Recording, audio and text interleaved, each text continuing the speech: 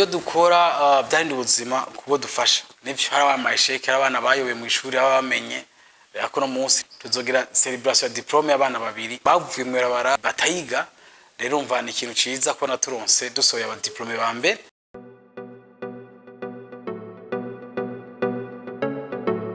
Nitwa Mugisha Arthur nkaba ndongoye ishirahamwe YBSP ndariserukira amategeko ni ishirahamwe riharanira agateka k'abana rikafasha mu iterambere rya misi yose kugira dushe guterera mu iterambere ry'igihugu.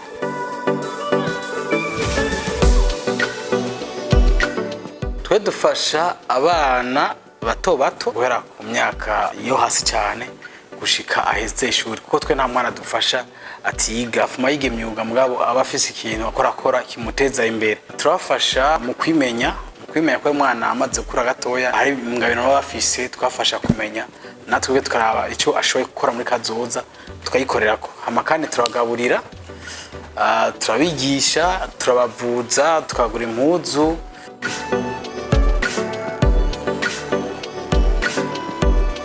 Rentrée scolaire turayitegurira cyane dusanzwe muri education nko natanga ndayivuga mu education numva umwana ntuvuga ngo ndi muri protection y'abana ata education irimo utegerezwa kumwigisha.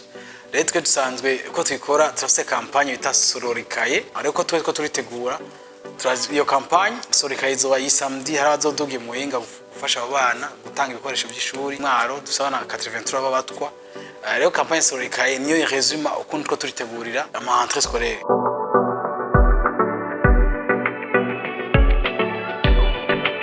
Kuri jewe gufasha n'urukundo n'ubuzima kuri jewe ni passion kwera nakuze ndabyisangamo iyo nafashije umuntu nuvumenga hari ikintu kibuza mu zabwi wanje. Rero gufasha kuri jewe nuvuga ko ari iterambere ry'igihugu kwera nibyo urakora cyane ukaronka uburyo mugabo hari undi muntu abataronse mwiteho nawe nyine ashobora kuronka ateye imbere burya bukene bwose burahera.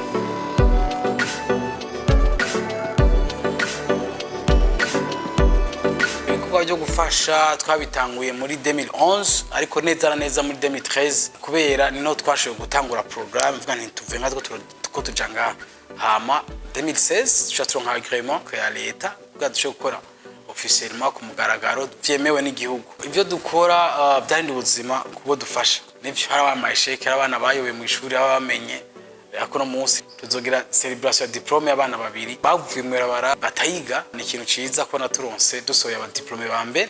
Hama kandi mu bo dufasha hari abatashe kubandanya amashuri mbwa twarondere ubuzi hari abo twasohoye muri foyer bagiye mu bundi buzi bakwatunga indi miryango yabo. Rero mva muri abana hari abo babitahuye cyane gose uzabona apanze inzu arakora hari abadandaza hari abana baba mbere mu ishuri je ndabona yuko nibyo ko turakora kabisa ko barateza imbere ugwaruka nawo bana batishoboye bakwaratera imbere.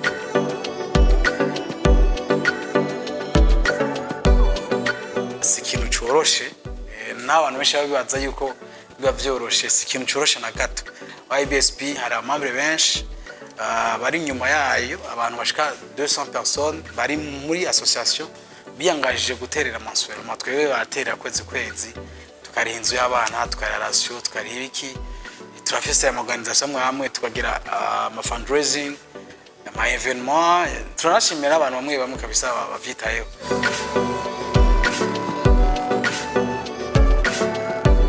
Uko tubivanga ku munsi mbafise ukuntu neguriye programme tukagira planification de la semaine ukavuga ati jewe amasaha nzone disponible ibi birashaka gukora wundi muntu ni kuvuga ko muri aba membre bose baba hari aba volontaire ico ntashoboye gukora ku mwanya uwundi aragikora.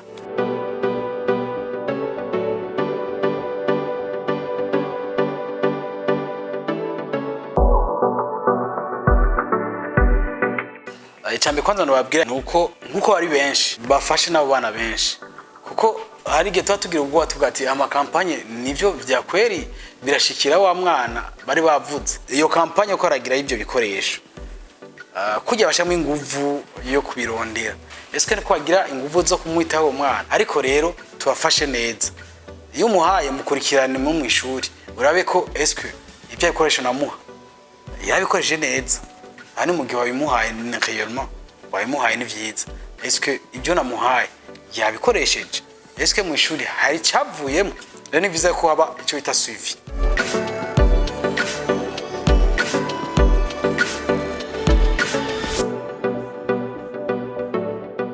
umunsi udasanzwe kubera umva umunsi twibutsa umutima w'urukundo, umunsi twibutsa kwiyumvira uwundi muntu, umunsi twibutsa gufata iyo initiative ati reka nje gufasha.